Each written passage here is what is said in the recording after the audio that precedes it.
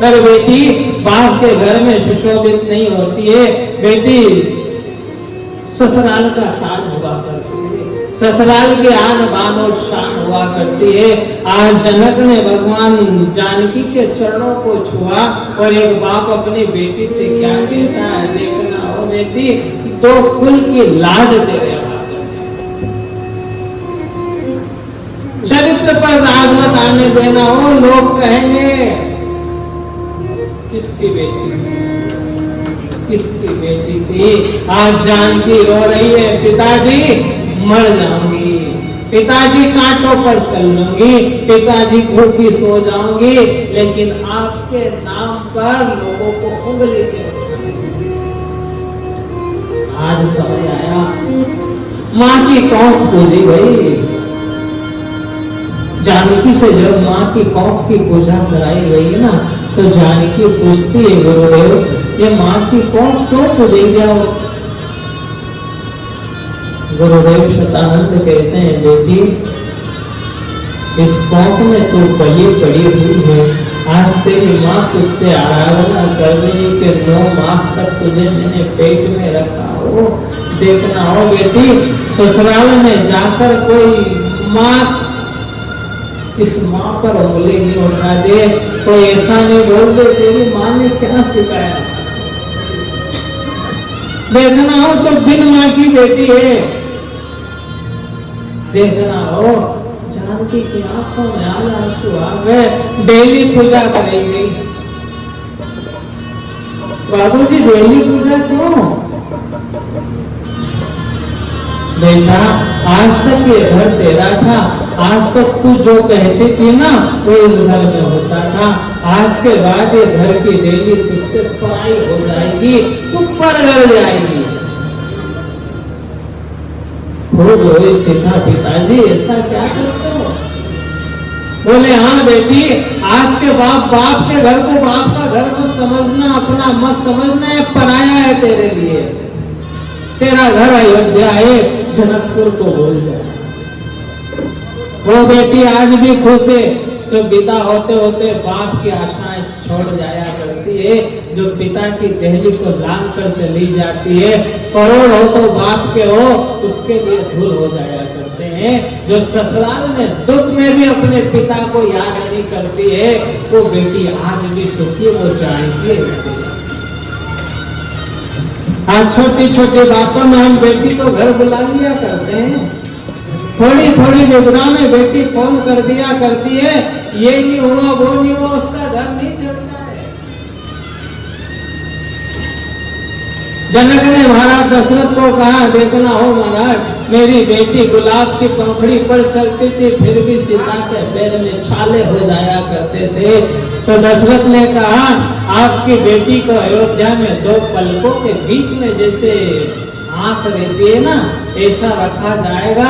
अरे गुलाब की पंखड़ी की बात करते हो, कभी अयोध्या के महल से बाहर सीता कदम नहीं रखेगी। किसको पता था विधाता को क्या मंजूर होगा। जिसकी लाख लाख दासियां थी, जिसके चरणों को बार बार धोकर जनक चरणामृत लेता था, वो चरण कंटक पहाड़ों में कांटों पर, जो मलमल के गद्दे पर सोने के बाद में भी छाले हो जाया करते थे, वो निषाद के घर जाकर पत्थरों पर सोया करती है। ये भारत की बेटी है, ये भारत की बेटी। धन्य उस दिन हो जाना हो जिस दिन आपके घर बेटी आए। वो भाग्यशाली होते हैं जिनके घर बेटा पैदा होता है, और सौभाग्यशाली वो होते हैं जिनके घर बेटियां पैदा। बेटा एक कुल की लाज है, बेटियां 2-2 कुल की मर्यादा है। बेटी पवित्र की है, कुल 2। खूब रोई डोली में माता सीता ने 2 शुद्ध पाल रखे थे, छोड़ा ना तोता को। तोता और मैना उड़ने का नाम नहीं लेते। जान कि हम तेरे साथ चलेंगे, तुझे छोड़कर कहां चलेगा। सखियों ने मंगल गान किया, सब सीख दे। भगवान राघवेंद्र खड़े हैं डोली फैलाकर, माता सीता खड़ी है। जब बेटी विदा होती है ना, तो बड़ी बूढ़ी जो रहती वो सीख देती है। ये नहीं रिवाज अपनाए नहीं। हम क्या देते हैं सीख में, नारियल और पैसा। ये नारियल और पैसे से बेटी का जीवन नहीं कटेगा। हो बात सीख देना बेटी, सासरे कैसी भी राखे हंस हंस कर जीवन बिता देना। हो चरित्र खराब हो जाए। यहाँ बहुत गोरी थी, यहाँ जब एक आवाज लगाती थी पापा पिताजी यो चाहिए, तो पिताजी अपनी हथेली पर लेकर बेटी के सामने कर दिया करते थे। पता नहीं ससुराल में तुझे कोई मिले ना मिले।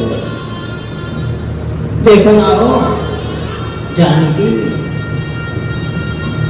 लाभ ना खाने देना। चित्र बिगड़ जाए ना, मुझे पता है ससुराल में काम करना पड़ता है। ऐसी कोई बहुनी जी के काम नहीं करना पड़े।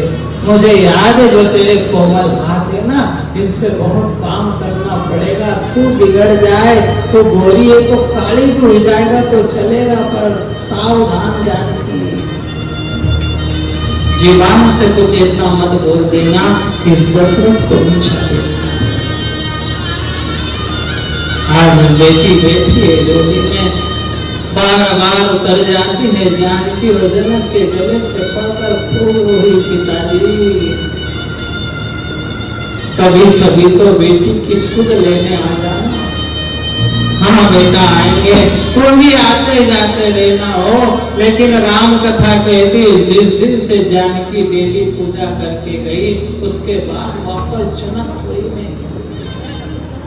ना बाप को देखा, ना माँ को, ना बहनों को देखा। आज विदाई है, सीता डोली में बैठी है, मंगल गान गाते गाते विदाई कर दी। सब गाते हैं प्रेम से।